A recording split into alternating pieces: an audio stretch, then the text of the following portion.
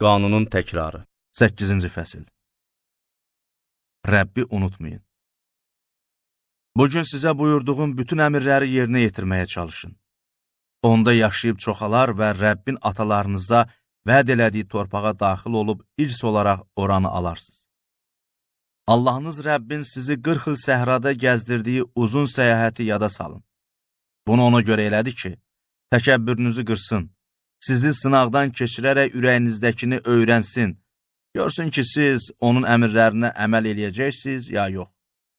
Təkəbbürünüzü qırmaq üçün sizi ac qoydu. Sonra isə nə sizin, nə də atalarınızın gördüyü manna ilə sizi qidalandırdı. Bundan öyrətdi ki, insan yalnız çörəklə deyil, Rəbbin ağzından çıxan hər kəlmə ilə yaşayar.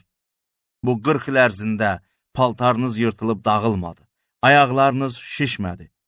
Bunu ürəkdən dərk eləyin ki, insan öz övladına necə tərbiyə verirsə, Allahınız Rəbb də sizə elə tərbiyə verir.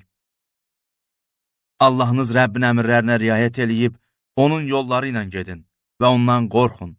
Çünki Allahınız Rəbb sizi gözəl torpağa, çay və gölləri olan, dərə və təpələrində bulaqlar çağlayan yerlərə aparır. O torpaq buğda, arpa, üzüm, əncir, nar, yağlı zeytun və bal yetirir. Ora elə bir torpaqdır ki, orada qıtlıqla çörək yeməyəcək və heç nəyə möhtac olmayacaqsınız. Daşlarından dəmir, dağlarından isə mis çıxara biləcəksiniz. Yeyib doyanda sizə verdiyi gözəl torpağa görə Allahınız Rəbbə həmd eləyəcəksiniz. Təkəbbürdən çəkinin. Ehtiyatlı olun ki, Allahınız Rəbbi unutmayasınız. Bugün sizə buyurduğum Rəbbin əmr, hökm və qaydalarına riayət edin. Yeyib doyanda, gözəl evlər tikib içərisində oturanda, naxırınız, sürünüz çoxalanda, qızıl gümüşünüz və hər şeyiniz artanda, ürəyiniz qürurla dolmasın. Diqqət eləyin ki, sizi Misir torpağından, köləlik diyarından çıxaran Allahınız Rəbbi unutmayasınız.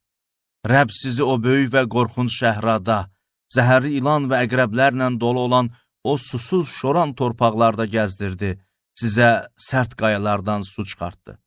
Sizi atalarınıza məlum olmayan manna ilə qidalandırdı. Xoş güzaranınız olsun deyə təkəbbürünüzü qıraraq sizi sınaqdan keçirdi. Ürəyinizdə biz öz qabiliyyətimizlə və biləyimizin gücü ilə bu sərvəti qazandıq deməyəsiniz. Unutmayın ki, bu sərvəti qazanmaq qabiliyyətini sizə verən Allahınız Rəbbdir. O bunu eləyir ki, bugünkü kimi atalarınıza vəd verərək sizlə kəsdiyi əhdi yerinə yetirsin. Əgər Allahınız Rəbbi unudub, başqa Allahların ardınca getsəz, onlara sitayiş eləyərək səcdə eləsəz, bugün sizin qarşınızda şəhadət eləyirəm ki, mütləq məhv olacaqsınız. Allahınız Rəbbin sözünə qulaq asmasaz, Rəbb sizin qarşınızdan millətləri yox elədiyi kimi sizi də yox eləyəcək.